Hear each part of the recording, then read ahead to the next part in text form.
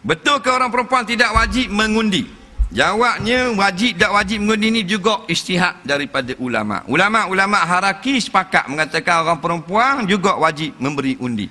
Nah, melainkan memberi undi itu memberikan mudarat kepada diri dia sendiri seperti kesihatan ataupun keselamatan, maka dia tidak wajib mengundi.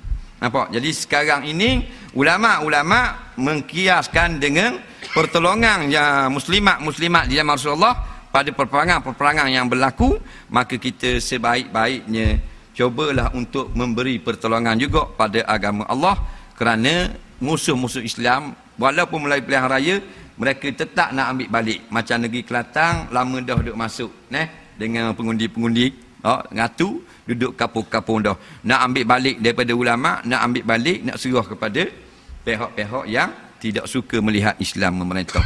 Jadi orang Islam, orang puang pun tolong-tolonglah. Kalau boleh tolong-tolonglah. Nampak?